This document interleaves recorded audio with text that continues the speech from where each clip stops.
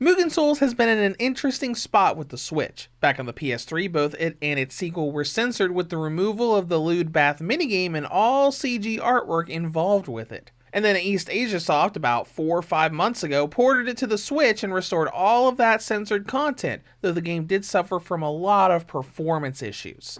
Less than half a year later, we already have the sequel having been ported in the same way, which led to some skepticism from me. Would the performance be better? The same? Worse? Let's find out. Here is my review of Mugen Souls Z for the Nintendo Switch. When it comes to story, this game takes place sometime after the events of Mugen Souls 1. Lady Shushu and company have their sights aimed on 12 brand new worlds, aiming to take them over just like the ones she took over in the first game.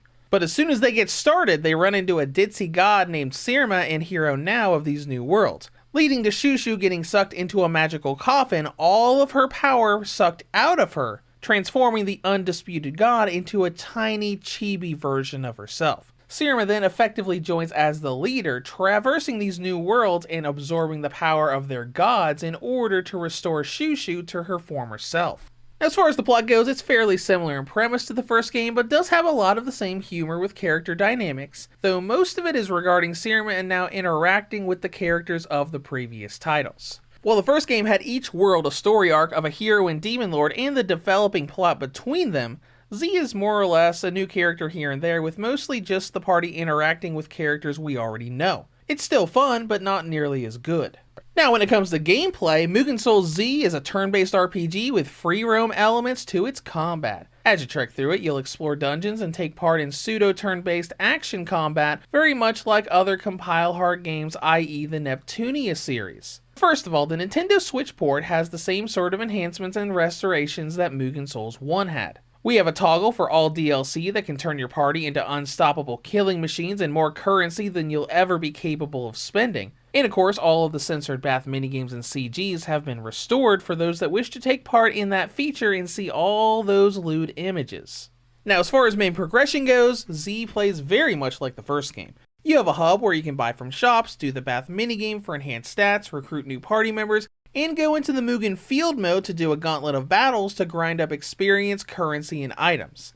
And then you have different dungeons you can visit in the form of themed worlds. These function as 3D dungeons with enemies to fight and different areas for you to use to take over the worlds to claim them as your own and advance the story forward. All of this feels very familiar. Navigating dungeons is the same, and combat still uses the iconic Neptunia formula where it's turn-based, but you can freely roam around during your turn to set up attacks and skills based on radius and how close you are to the enemy. We also still have the feature where you interact with points on the map to take over each world, requiring you to either captivate the NPC there or give them a desired item to satisfy them enough. Speaking of, the Captivate and Change feature comes back as well. Since Sirma accidentally absorbed Shushu's power, she can morph between stereotypes to woo and seduce enemies into becoming their peons by choosing specific words and phrases. In short, there's not really a whole lot of new stuff here, it's basically more of the same, but far more balanced than it was before. The rock, paper, scissors ship battles come by far less often in the story, leading you to not have to constantly stop to grind not only for levels, but the shampoos you need for those upgrades. The Captivation feature itself is a bit more balanced, relying more on leveling up those stereotype forms than finding very specific combinations of words. And even the Conquer or Planet Takeover points are more balanced, giving you more options for items and defeated enemies than just using the Captivation minigame over and over again.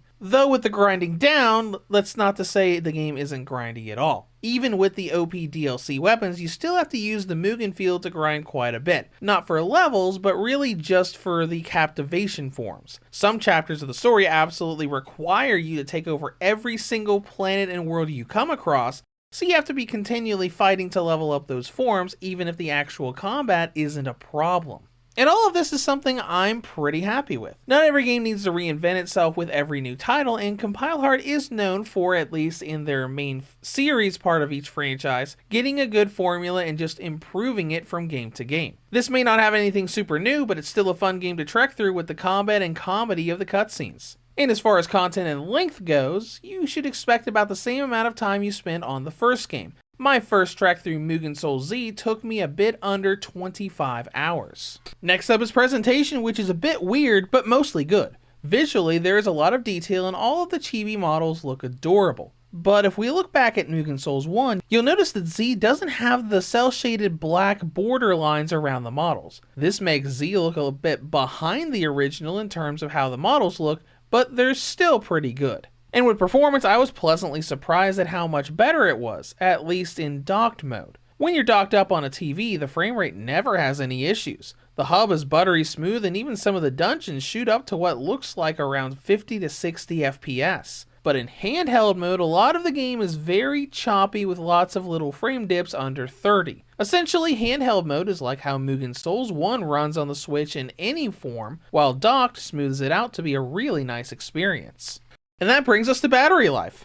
Mugen Souls Z gives the original and light models a battery range of 3 to 5.5 hours, while the V2 and OLED model get a range of 6 to 8 hours. In conclusion, Mugen Souls Z brings more of the comedic and lewd adventures of Shushu and friends to the Nintendo Switch, complete with overpowered DLC and uncensored bath scenes. Now, on the downside, the plot isn't quite as good with the story arcs, and handheld mode still has a lot of frame dips pretty much everywhere. But in terms of mechanics and gameplay, it is far more balanced, less grindy, and overall just what Mugen Souls started, but a lot better. Reviews to Go rates Mugen Souls Z for the Nintendo Switch a 7.5 out of 10. If you have any comments or questions, feel free to leave them below. Thank you for watching, and have a great day.